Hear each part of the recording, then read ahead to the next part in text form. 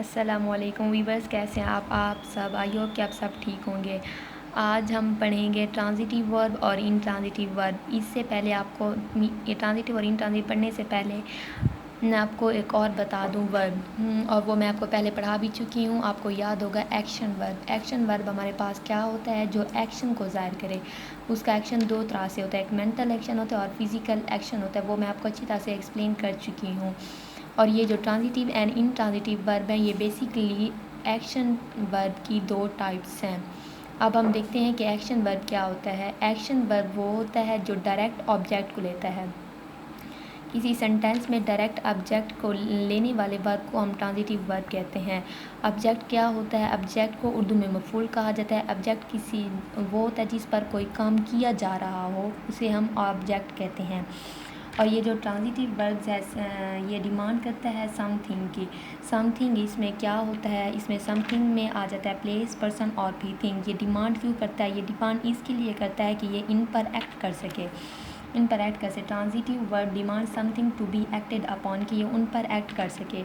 अब हम देखते हैं ट्रांजिटिव एग्जाम्पल्स के साथ, आपको अच्छी तरह से और क्लियर हो जाएगा। ही डज़ हिज ड्यूटी, वो अपनी ज़िम्मेदारी निभाता है। डज़ हमारे पास एक वर्ब है, और वो कौन सा वर्ब है, वो है ट्रांजिटिव वर्ब। हिज ड्यूटी हमारे पास क्या है, ऑब्जेक्ट। ज़िम्मेदारी है, ये कोई काम हो रहा है, ये और इस ज़िम्मेदारी है, ये हमारे पास इसी पर काम हो रहा है, ये हमारे पास ऑब्जेक्ट है। ये हमारे पास सब्जेक्ट है। डज़ हमारे पास ट्रांजिटिव वर्ब है। हिज ड्यूटी हमारे पास ऑब्जेक्ट है। ही डज़ अगर वो कहता, हमें नहीं पता था कि वो क्या करता है, लेकिन वह जब उसने कहा कि हीज़ ड्यूटी, वो अपनी ज़िम्मेदारी निभाता है, तो हमें मतलब समझ आ गया।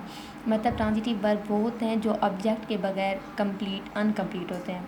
अब और एग्जाम्पल देखते हैं। ही लर्नस हर लेसन। लर्न हमारे पास वर्ब है जो कि एक ट्रांजिटिव वर्ब है, और हर लेसन ऑब्जेक्ट है। ही हमारे पास सब्जेक्ट है।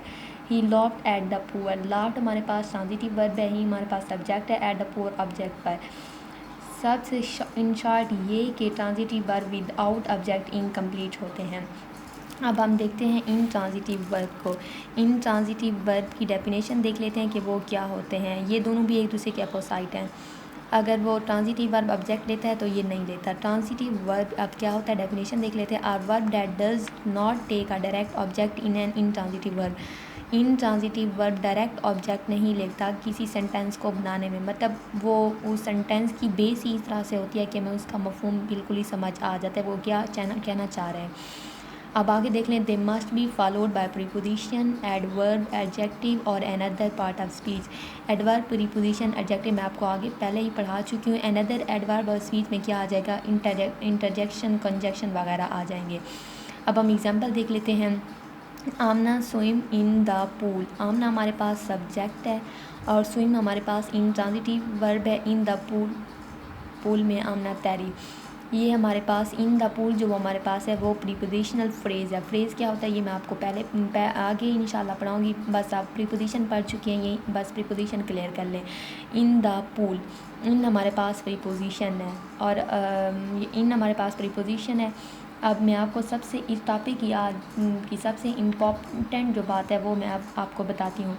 सम टाइम ऐसा होता है कि कुछ वर्ब्स होते हैं वो ट्रांजिटिव और इंट्रांजिटिव दोनों के तौर पे वर्क करते हैं। वो कौन से होते हैं वो मैं आपको बताती हूँ। Sometimes verb as a both transitive and intransitive verb, it depends on the use in sentence. वो दोनों के तौर पर इस्तेमाल से हो सकते हैं, और ये किस चीज़ पे डिपेंड करते हैं, ये इस चीज़ पे डिपेंड करते हैं कि वर्ब सेंटेंस में कहाँ पे इस्तेमाल हुआ है, किस तरीके से इस्तेमाल होता है। ये जो बहुत के तौर पे एक्ट करते हैं वो डिपेंड करते हैं इनका यूज़ सेंटेंस में किस तरह से हुआ है और कहाँ पे हुआ है। एग्जाम्पल देखते हैं। He laughed at the boy. He हमारे पास सब्जेक्ट है, लाफ्ड ट्रांजिटिव वर्ब है।